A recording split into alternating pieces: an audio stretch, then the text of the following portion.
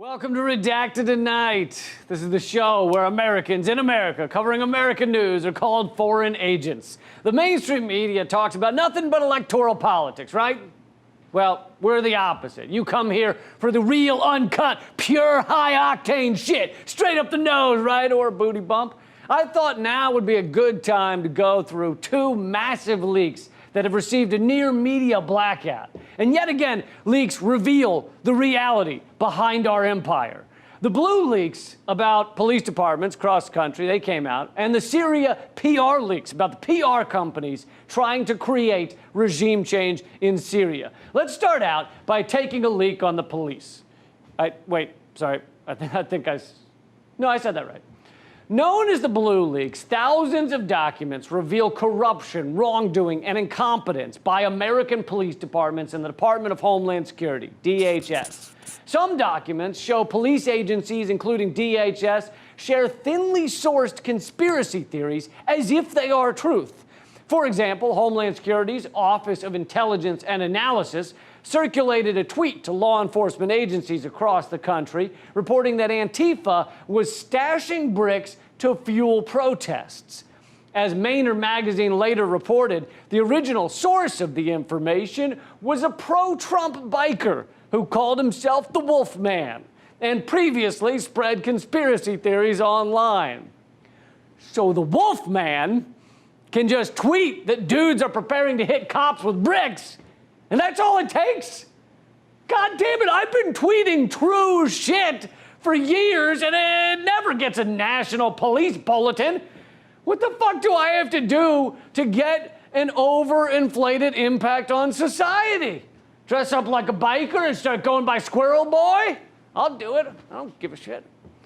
But it wasn't just lies the authorities have been chasing. They've also been illegally surveilling people. DHS officials in San Diego oversaw a sweeping binational intelligence gathering operation targeting lawyers, journalists, and asylum advocates associated with the migrant caravans. They were spying on lawyers, journalists, and asylum advocates?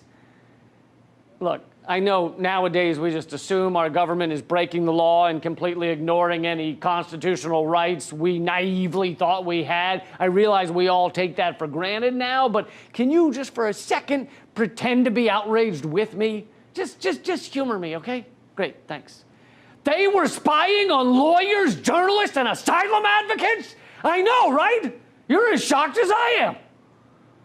Well, at least they weren't accusing peaceful protesters of being terrorists, right? A substantial portion of the intelligence on Black Lives Matter protests flowed through the Northern California Regional Intelligence Center's Terrorism Liaison Officer Program.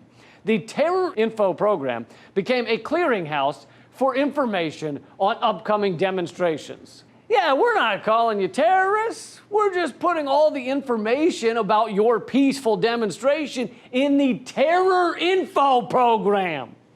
In their defense, to the overwhelmingly white police officers across this country, it is terrifying that black people could actually gain equality, like being able to stand in line at a Taco Bell without fearing they'll be tackled and arrested, sending chalupa sauce across the place.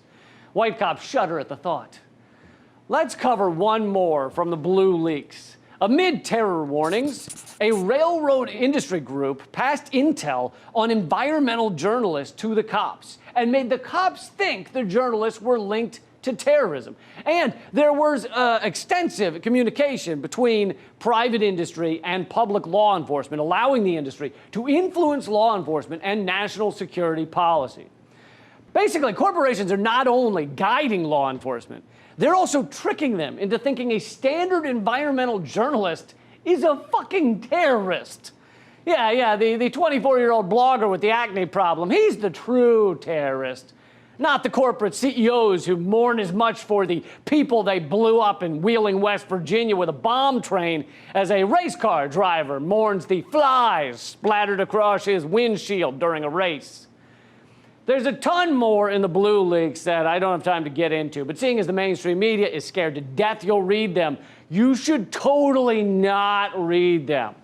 Do not look up blue leaks and find out what they say. Don't do it.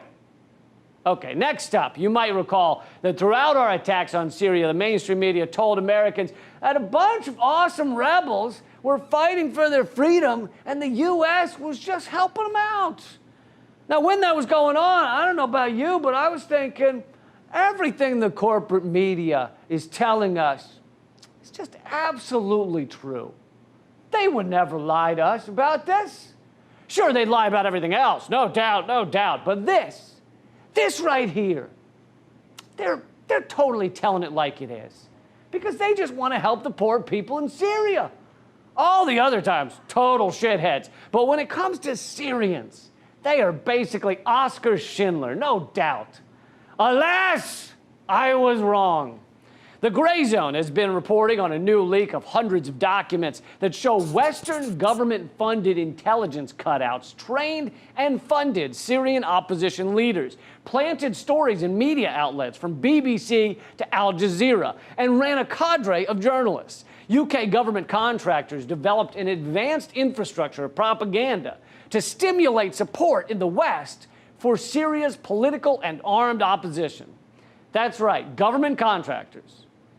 You and me, meaning you and me, and other taxpayers in the UK funded the propaganda that manufactured consent for destroying Syria. Okay, listen up, oligarchs. If you're gonna lie to us and get us to nearly collapse a country of 20 million people, at least don't make us pay for it ourselves. Shit. I need to stop paying taxes like Trump. God damn it. But how much impact could these few stories possibly have had, right? I mean, I'm sure this false crap wasn't that prevalent. Well, according to the leaked documents, these UK-funded firms functioned as full-time PR flacks for the extremist-dominated Syrian armed opposition. One contractor, called Incostrat, said it was in constant contact with a network of more than 1,600 international journalists and influencers and used them to push pro-opposition talking points. Man, who could have thought that a company with a cutting-edge name like Incostrat, stemming from the impressively hollow, innovative communication and strategies, was a front for U.S. government regime change? This is my shocked face. But also 1,600 media people, many of them calling themselves journalists, were simply printing hack stories by pro-war government cutouts. 1,600! And then there's those of us reporting the truth. I count 7. 9 if you include the 2 who only do their reporting on the telephone to telemarketers who are unlucky enough to call them. They had 1,600 people from one PR company and millions of dollars pouring in from the US and UK. With that kind of money, they should have won a damn Oscar, like Schindler's List. What's that? They did? They won a fucking Oscar? A documentary about the White Helmets in Syria won an Oscar. You'll recall the White Helmets are the amazing people in Syria who just rescued children from rubble, and that is it. That is all they do. Nothing else. Just rescue children. And America, which bombs children all over the world, happens to care about these particular children. Nothing to see. Nothing unusual. Well, what? Why is everyone looking at me?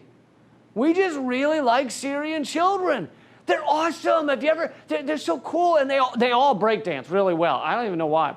Phenomenal entertainers. The new leaks confirm earlier reporting by the Grayzone and others showing that the White Helmets were funded by Western governments and claimed to be saving people while also trying to get the U.S. to bomb more. I'm not kidding. They were like, this building was blown up and it killed so many people. It's awful. Please send bombs. Please drop lots of bombs soon to help us stop the bombs. You know, it's totally normal. It's like all those emergency room doctors who spend their days trying to desperately save lives and then go around at midnight trying to start gang wars by making fun of little boom boom swastika tattoo before yelling West Side and running away. It's super common amongst doctors.